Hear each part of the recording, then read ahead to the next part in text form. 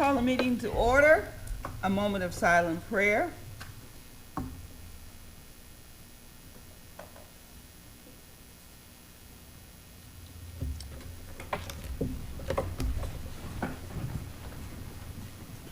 I pledge allegiance to the flag of the United States of America and to the republic for which it stands, one nation under God, indivisible, with liberty and justice for all.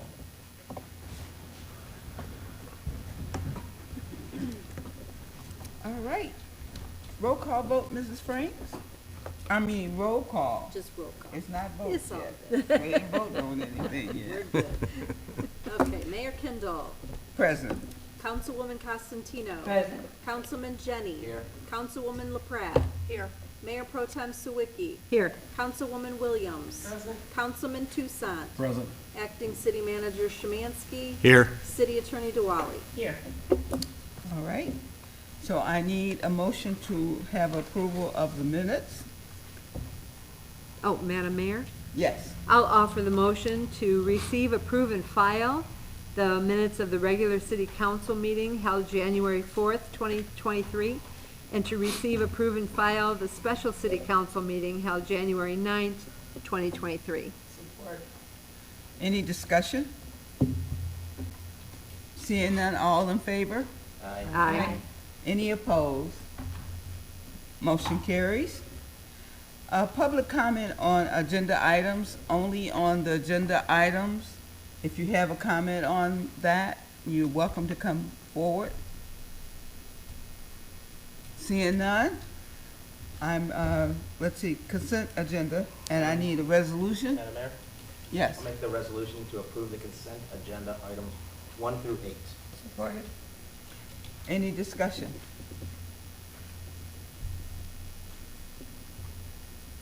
Seeing none, roll call vote, Mrs. Franks. Councilwoman Costantino. Yes. Councilman Jenny. Yes. Councilwoman LaPrat. Yes. Mayor Pro Tem Sawicki. Yes. Councilman Toussaint. Yes. Councilwoman Williams. Yes. Mayor Kendall. Yes. Resolution passes. All right. That takes us to old business, and since we have none, we move on to new business, city manager's report. Okay, item G1, changes in poverty guidelines. Mayor and Council, Public Act 253 of 210 changed the poverty guidelines mandating a governing body of the local unit can only grant a reduction in taxes using 25%, 50%, or 100% exemption for qualifying applicants. Currently, the city's poverty exemption allows for a 50% reduction based on the federal poverty income guidelines. At this time, we are requesting your approval to allow our city assessor to petition the State Tax Commission to permit the Board of Review to grant a 75% reduction exemption to qualifying poverty applicants.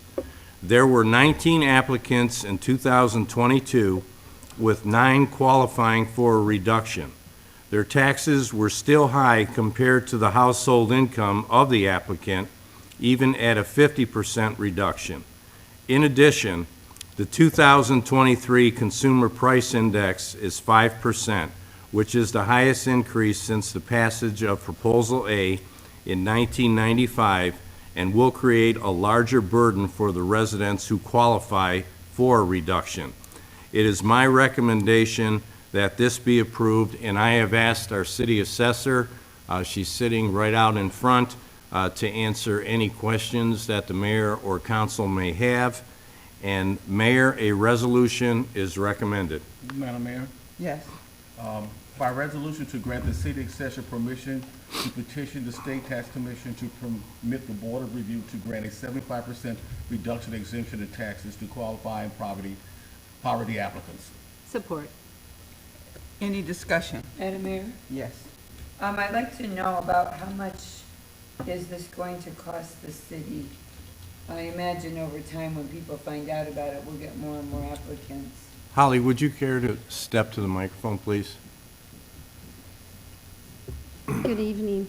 So I don't have an exact number as to how much, but we only have 9 applicants, and they still will contribute to public services. So if you're looking at a taxable value of around 35,000, their total taxes are around 3,100 for a year. And if you take and allow a 75% reduction from that, they're still, they're still contributing towards. I don't find it a great burden that the city would, would have overall, based on them still contributing to part of the public services. It seems to me that our tax burden is ridiculous here anyway. I mean, when I pay my mortgage, over half of my mortgage payment is the property taxes. It seems to me we should be looking for a permanent solution to reduce the tax burden to everybody. I'm not against this, I'm just saying, in addition to this, because our tax burden is quite high. I know in a lot of my properties in other cities, it is not even close to this high. If I may say, so with the poverty guidelines, it is based on the individual's income. So they do have to qualify based on the state guidelines of the federal poverty. So again, we only had 22 applicants, only 9 qualifying. So at this point, I don't find it a burden as far as, for the city. As far as the bigger picture is what you're referring to, I think that's separate from this specific circumstance where this is based on. So for example, and I think you have it, for a one-person household, the guidelines, they would have to fall just under 15,000 or around 14,000 a year. So you're talking quite low. You're talking overall very low income. All right, is there any further discussion? Madam Mayor? Yes. I just wanted to mention that I think one thing that the acting city manager mentioned in the past was the idea of how important it is to keep people in their houses, to allow Harper Woods to not have abandoned homes. And without this, certainly those 9 people might be forced to abandon.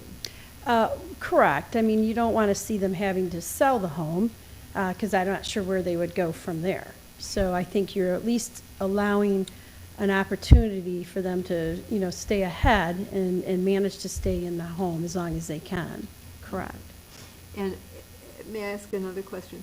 Now, with the poverty level from the federal government being the mandated recourse, how we would determine this, Holly, do you anticipate any additional, to this? I mean, is the 9 that you mentioned, is that it for this year? So they have to, anybody that wants to apply can apply for the year, and then it's only good for that current year.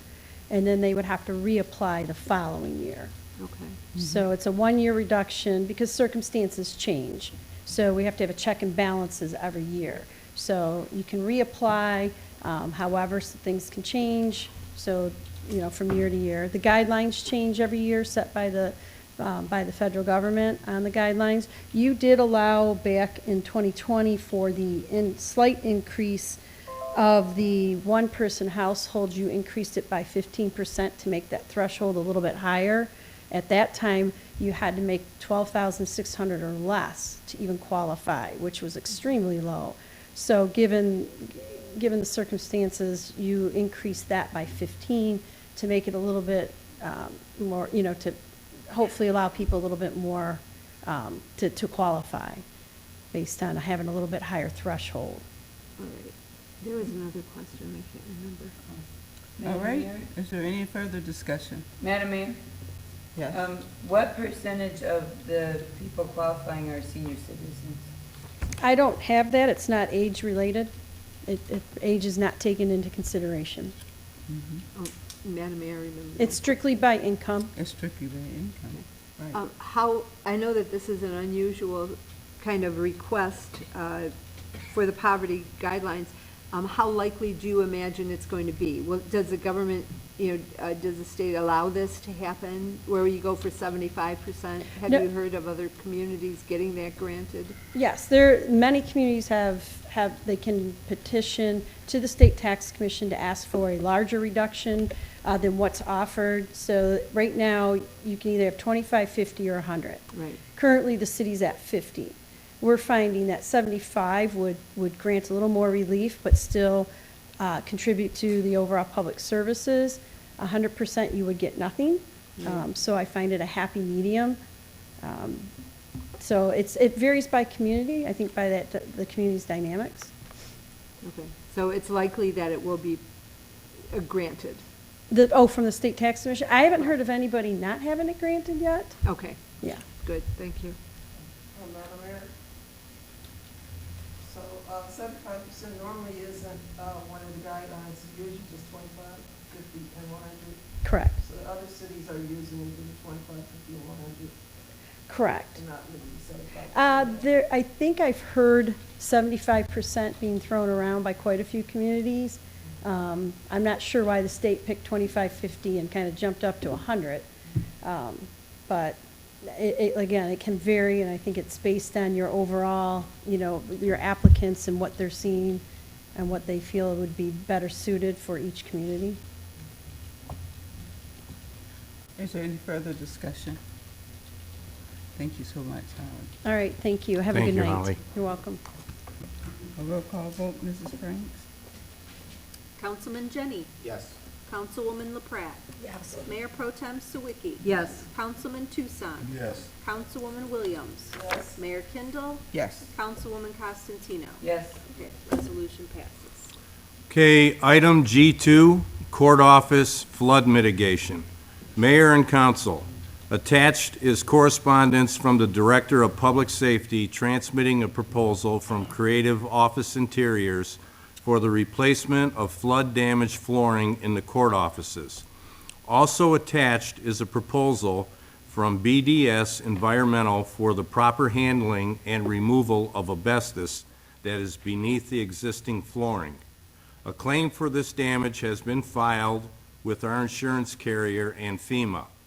We were recently awarded $17,594.69 from FEMA and an additional amount of $12,418.04 from our insurance carrier.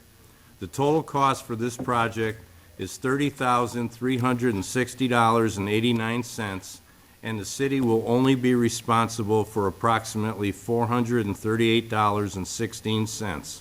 I have reviewed this and concur with the director that these proposals be accepted. Mayor, a resolution is recommended. Madam Mayor? Okay, I need a resolution. Okay. I'm sorry. I'll offer the resolution, by resolution to approve the proposal from Creative Office Interiors in the amount of $21,610.89 for the replacement of flooring in the court office, and further to approve the proposal from BDS Environmental in the amount of $8,750 for the removal of the asbestos, funds being provided by FEMA and the city's insurance carrier, with a final cost to the city in the amount of $438.16. Support. Any discussion? Seeing none, roll call vote, Mrs. Franks? Councilwoman LaPrat. Yes. Mayor Pro Tem Sawicki. Yes. Councilman Tucson. Yes. Councilwoman Williams. Yes. Mayor Kindle. Yes. Councilwoman Costantino. Yes. Councilman Jenny. Yes. Okay, resolution passes. Okay, item G3, Salter Park Pavilion renovations. Mayor and council, attached is a quote from Vargo Building Company to install new partitions in the men's and women's restroom in the pavilion at Salter Park. The cost of this project is $6,772.06 and will be reimbursed with Wayne County Park grant funds. This project has been previously approved and part of the grant submission. Vargo Building Company was the only bidder that we received a quote from.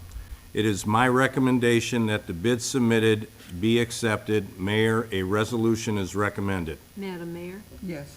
I'll offer the resolution to accept the bid submitted by Vargo Building Company in the amount of $6,772.06 for the installation of partitions in the men's and women's restrooms at Salter Park with reimbursement from the Wayne County grant. Support. Discussion. I have a quick question.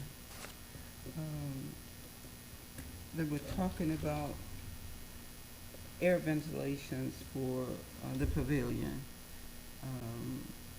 Were there stalls and dire straits that we needed to do that before we could do the air quality kind of thing for the pavilion? Because in the summer, it's impossible to use because there's no ventilation there.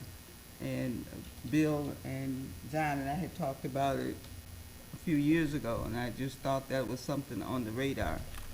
Well, not in this particular bid, but it's certainly something that we can look at. Yeah. Yeah. All right, is there any further discussion? All right, roll call vote, Mrs. Franks. Mayor Pro Tem Sawicki. Yes. Councilman Tucson. Yes. Councilwoman Williams. Yes. Mayor Kindle. Yes. Councilwoman Costantino. Yes. Councilman Jenny. Yes. Councilwoman LaPrat. Yes. Okay, resolution passes. Okay, item G4, progress payment number 1, 2022 sanitary sewer cleaning and CCTV investigation program number 180-285.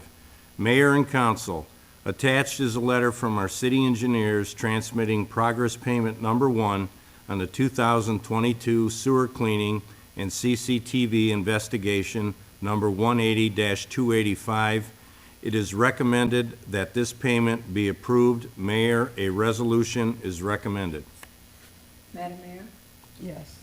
I'll offer the resolution to approve payment to Deutsche Environmental Services in the amount of $15,489 for progress payment number 1 on the 2022 sewer cleaning and CCTV investigation number 180-285. Support. Any discussion? Okay, seeing none, roll call vote, Mrs. Franks. Councilman Tucson. Yes. Councilwoman Williams. Yes. Mayor Kindle. Yes. Councilwoman Costantino. Yes. Councilman Jenny. Yes. Councilwoman LaPrat. Yes. Mayor Pro Tem Sawicki. Yes. Okay, resolution passes.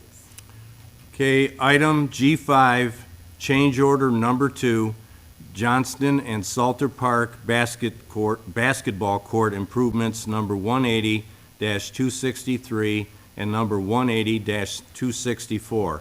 Mayor and Council, attached is a letter from our city engineers regarding a change order for the basketball court project. The change order is due to several issues with the removal and replacement of asphalt at Johnston Park. It was also necessary, following an act of vandalism, to install additional concrete footings for the benches and the bike rack. At Salter Park, additional excavation and aggregate placement was necessary to ensure proper grading and drainage. I have reviewed this and concur with the city engineers and recommend that a change order be authorized. Mayor, a resolution is recommended. Madam Mayor, Yes. by resolution, authorize a change order in the amount of $28,381.12 to Warren Contractors and Development, Inc. for the change order number 2, Johnston and Salter Park basketball court improvements, number 180-263 and number 180-264. Support. Any discussion? Madam Mayor, Yes. I was under the impression that we already approved this. I mean, I remember them coming through a while ago. Was that just to approve that it was going to be done, and now we're seeing the cost of it? Yeah, or- what happened is, that's correct, you did approve it, we did have a discussion. This is the final invoicing after all the inspections and the tick and tie that's being done between the contractor, our engineers, our DPW. It's caught up with us, but all the work has been completed, yes. Then, Madam Mayor? Yeah. When are water fountains going in? Hopefully this year, when it warms up. Okay, so is that still going to be, are we gonna still see that cost coming through? Right. Yes, yes. And, Okay, and so what'll this is not happen, the end of it. yeah, this isn't the end, there's still a few more details, yes. I have another question too, Madam Mayor. Well, we thought, to me, they were playing basketball out there already this past summer, and to see this invoice now was a kind of a shocker to me also. But the water fountain out there was already working at Johnston Park. Last time I tried it, this summer. So are there gonna be water fountains other parks? They're gonna be at both parks, yes. They're gonna be at Salter, they're gonna be at Johnston Park, and yes, the work was done, and I wanna say the billing has just caught up with us now, so, Thank you. you're welcome. Madam Mayor? This change was $28,381.12. What was it before the change order? Well, what actually happened was when we sent out for bid, the bids came back, and I want to say that is when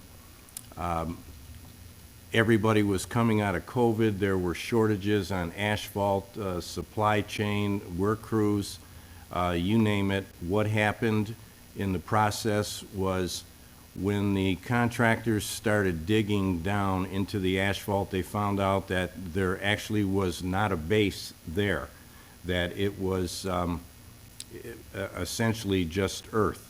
So what had to take place was they had to mill out all the asphalt, they had to lay a base that they didn't think they were gonna have to lay initially, and then do all the buildup from there. And what happened was the benches were installed with, I want to say, bolts in the asphalt, and that was not secure enough. Some kids came through there and kicked them loose. So what we did is we had them cut out the asphalt, put in cement blocks, and actually put the bolts into the cement blocks and secure the benches. So these were all additional charges so that we wouldn't have to scale back the project. We didn't want to spare the expense by not painting the courts with the special acrylic. We wanted to keep this special for the kids, and you know, we came at a time when everything was kind of going up. So this was an overrun on the project. Is there any further discussion? Yeah, because I know this was completed in the summer of Yes. last year. So I put whatever price that they asked for that time. So this is not an addition, but. No, this isn't an addition. We talked about it at the time. They went ahead and did the work, and like I said, this is just the billing that's catching up after the fact. Madam Mayor, Yes. there's only one thing that I would request, and that is when the entire project is done, that we get an accounting of how much we've spent on this, you know? Because I don't have in my head all of the costs that are going toward this, and I know that we got some money in to do this project to begin with, but I just don't know what it's costing the city. So I would really appreciate getting a breakout of all of our costs on this project. I don't begrudge us doing it, but I just have a feeling that it's gonna be a lot more expensive than we anticipated. It's going to be in the neighborhood for both of the courts with all the work that was done, in the ballpark of about $238,000. Madam Mayor? Yes. This act of vandalism, what are we doing besides securing the benches, and what else are we doing to make sure that this vandalism doesn't continue? We've secured a bench, but what if other things start happening? Are we increased patrols, lighting? Yes, the police were notified. They actually do their report writing, okay, behind the tennis court area there, so it's in full view. This actually was, the securing that they did initially was not kid-proof, and the kids jumped on it, they shook it loose, and kicked a few of the benches out. And again, we secured everything down, the bike racks, the benches. They won't be able to, and they beat down the bolts, flatten the heads, where they couldn't unscrew the nuts. So that, the chances of this happening a second time are very slim. Any further discussion? Yeah, one thing we did do for, I guess, security, the trimming of those trees would probably help a little bit with security also. Any further discussion? Roll call vote, Mrs. Frank. Councilwoman Williams. Yes. Mayor Kindle. Yes. Councilwoman Costantino. Yes. Councilman Jenny. Yes. Councilwoman LaPrat. Yes. Mayor Pro Tem Sawicki. Yes. Councilman Tucson. Yes. Okay, resolution passes. Okay, item G6, Milk River, operation and maintenance. Mayor and council, attached is an invoice from Wayne County for operation and maintenance of the Milk River Drain for the period January 1st through March 31st, 2023. This is in accordance with the budgeted amount set by the Drainage District. It is recommended that this payment be approved. Mayor, a resolution is recommended. Madam Mayor. Mayor. Yes. I'll make the resolution to approve payment to Wayne County in the amount of, hate doing this every time, but we do it, $353,263.50 for the operation and maintenance of the Milk River Drain for the period of January 1st through March 31st, 2023. Support. Discussion? Madam Mayor, I know every time we say it's a hard pill to take, but here it is on us again. It'll be here in a little while again. Not making a joke of it, but we all pay it. It's needed. It helps. All right, is there any further discussion? Seeing none, roll call vote. Mayor Kindle. Yes. Councilwoman Costantino. Yes. Councilman Jenny. Yes. Councilwoman LaPrat. Yes. Mayor Pro Tem Sawicki. Yes. Councilman Tucson. Yes. Councilwoman Williams. Yes. Okay, resolution passes. Okay, item G7, City Council Orientation Packet. Mayor and Council, presented before you is the City Council Orientation Packet as outlined in the Redevelopment Ready Communities, RRC, Best Practices. It outlines the roles and responsibilities of a city council body and is quite useful for conducting orderly and productive meetings. I have reviewed this, and it is my recommendation that this orientation packet be adopted as it is a requirement for the Redevelopment Ready Community designation by the state of Michigan. Mayor, a motion is recommended. Madam Mayor, Yes. I'll offer the motion as soon as I pull it up. Sorry. Thank you. All right. To adopt the attached city council orientation packet. Thank Support. you. Okay. Discussion? Madam Mayor, Yes. most of this is pretty, I mean, we've been operating under these rules forever, and most of it is pretty obvious and self-explanatory. But there are a couple of things that I just want to point out.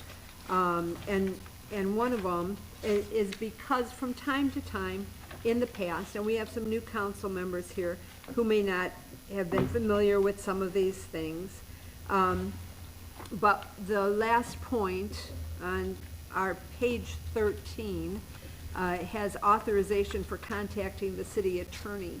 And I think the same thing is true, although it's not specified here, for contacting contractors and other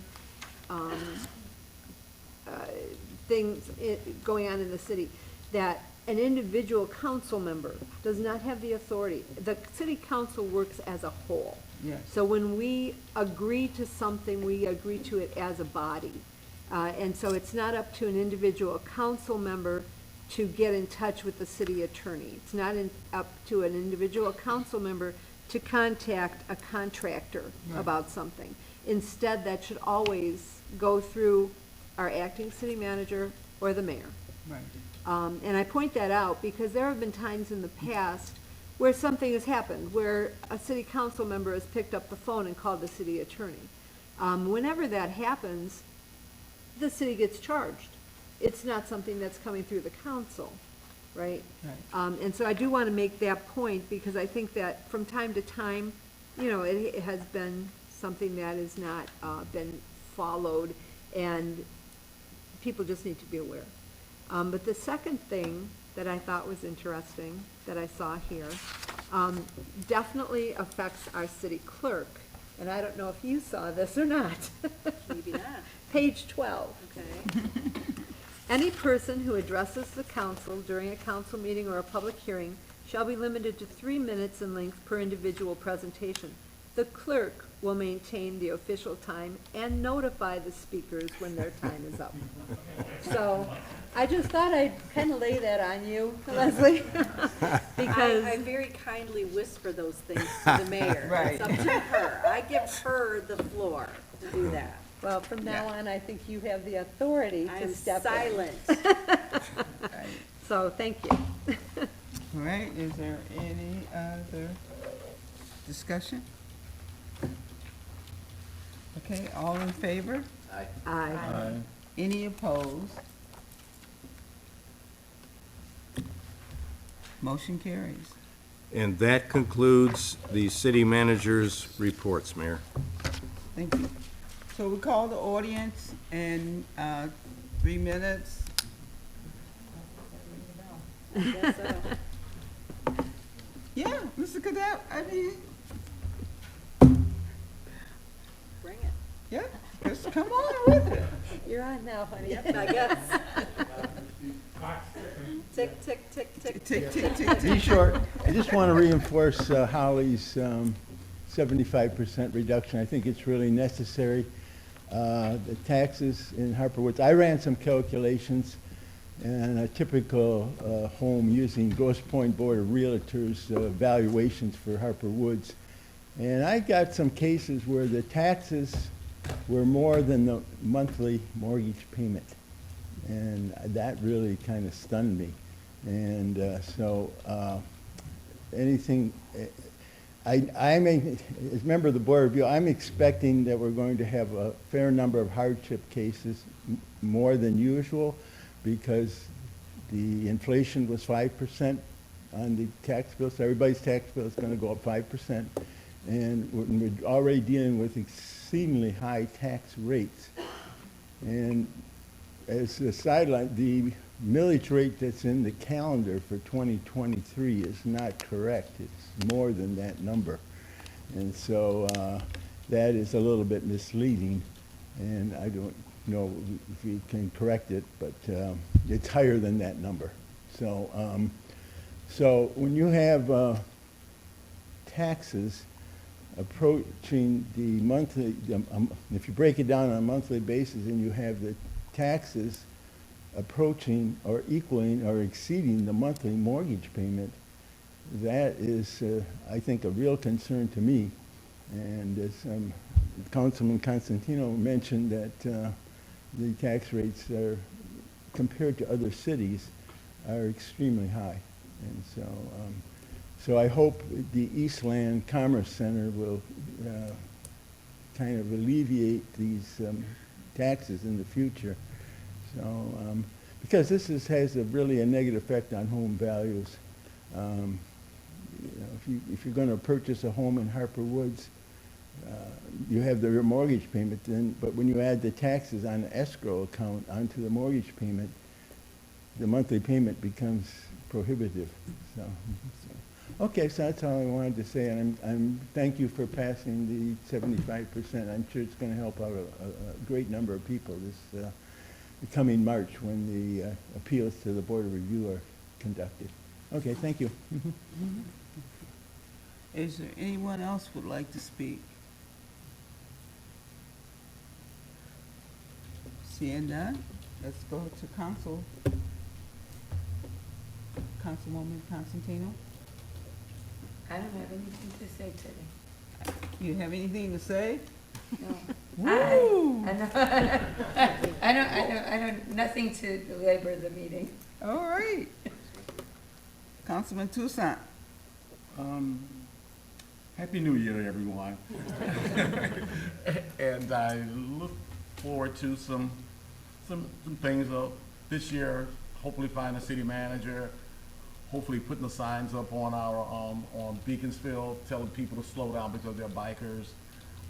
So I'm hoping to see a couple of things like that, and Eastland opening up North Point opening up this year. Going to do a groundbreaking sometime this year, so it should be a pretty exciting year. Madam Mayor? Yes. I guess my continuing concern with speeding in the community, I know that today I witnessed 2 cars racing down Woodside, turning onto Sanilac. One car attempted to pass the other on the left side while they were going down Sanilac, which everyone knows is not exactly a wide street and certainly not intent for speeding. And then the car in front immediately turned on Woodcrest. I thought I was going to witness an accident, but they just continued on to Woodcrest. I called the police, and apparently they had received other calls regarding speeding. I don't know what it's going to take. I hope it doesn't take a death. I hope not. But it's first beyond belief to me that anyone would be so irresponsible to behave in that way in a neighborhood, you know? I'm beyond words when it comes to that. The second thing is that I was in contact with the city, the acting city manager today, because I was able to sit in on the Healthy Grosse Pointe Harper Woods community Zoom meeting. And one of the things they mentioned was getting boxes into the city at the police department so that people can deposit their unused medications. And so, because this is something that I know the Grosse Pointes have in their police department, St. Clair Shores has in their police department. A number of communities offer this service. I know our police will take back medications, and they are available at CVS and other pharmacies. But they had indicated that Beaumont apparently uses these, or not uses, but they install these boxes and then they empty them from time to time. And I thought it would be a very valuable service to our city to have something like that for residents. And so I just wanted to make you aware of that, and to make the public aware that they should never flush medications down the drain. A few years ago, it was discovered that a number of antibiotics had been flushed by people who were done using them or whatever, and it actually was getting into the water system. And so many years ago when I was young, it was a common practice to flush medications that became too old or unused. And so I just want to kind of caution people that that is not the protocol. And so we'll keep you apprised of that. If the city, the police department decides that that is going to be something valuable for follow us, up on that. then yeah. You can take the lead on that if you like. Thank you. I'm waiting to hear back from the city manager and the police department on that first, so, all right, thank you. You got it. Okay. We're looking at it. Yeah.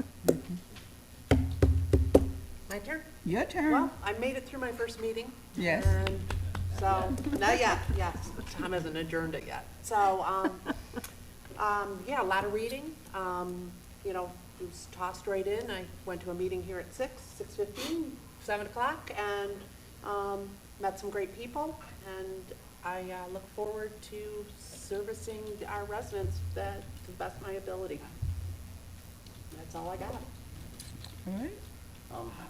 I'm looking here at the consent agenda we had earlier, and we had a guardian for $27,000. I know that DPW and them have been really, really inundated with water main breaks lately, and just to give them kudos, and if people, if the water's out, please call the non-emergency number, so you know what's going on. It gets on Facebook and all hell breaks loose.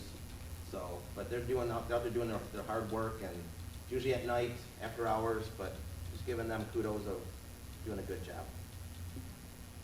All right, thank you. Good evening, everyone. I would just like to mention that this Monday, we did celebrate Dr. Martin Luther King Jr. holiday in honor of a great man who served as an activist for civil rights movement. And it was also a day of service. There were many different activities going on in many communities, and I hope everyone had a chance to get out and enjoy some of them. There was a march that was in downtown Detroit. I know the Wright Museum had some activities that was going on in several other places. So I do hope everyone had a chance to get out and maybe enjoy some of those, or just do an act of service. That's it. All right, so that leaves it to me. And as I want to piggyback on what Councilwoman Williams talked about, was the service of Dr. Martin Luther King.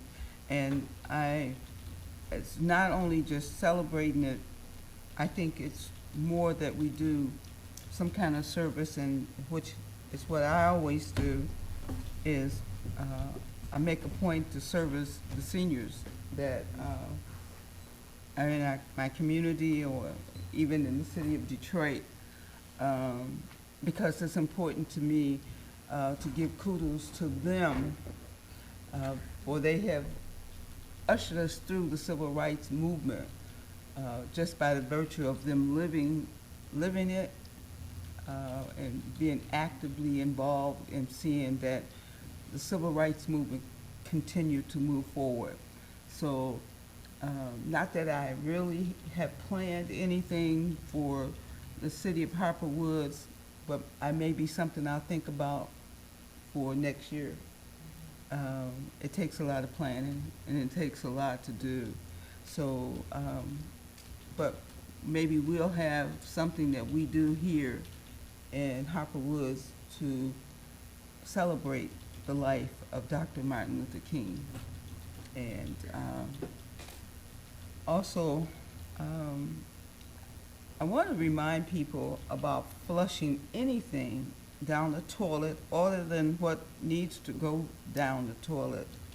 There is no such thing as flushable wipes. Contrary to what people say on the packages, those things should never go down your toilet. It causes, if you could see the problem that it caused on the other end, you will understand. If you've never taken a tour of the water department in Detroit, you need to see that, and it will give you a better understanding about what we flush down our toilets and why we have the kind of things that we do have nowadays. A lot of flooding and stuff is because of all of the garbage that we flush down and think that it's going away. No, it's not going away. It's right there in your sewer system. So we need to be cognizant of that nothing other than what you need to release from your body should go down the toilet. Okay? I also would like to set up a goal-setting meeting with my city council members, so I would like for you guys to think about a day and a time and email me back or email back to John what would be a good time. But I think it's very important that we, as a council people, get together and have a goal-setting meeting as to what we want to do this year. We're early in the year, so between now and March, I would like to have this meeting set up so that we can decide what goals we would like to reach and see happen for the city of Harper Woods to make it continue to go forward. And I also want to thank our school board members for being here today, and thank you very much for your service. And With that, Mr. Jennings, I'd like to make the motion for adjournment. Support. all in favor? Aye. Is there anyone opposed? Motion carries. Wow, this is Good the night, second everyone. shortest meeting I've been to.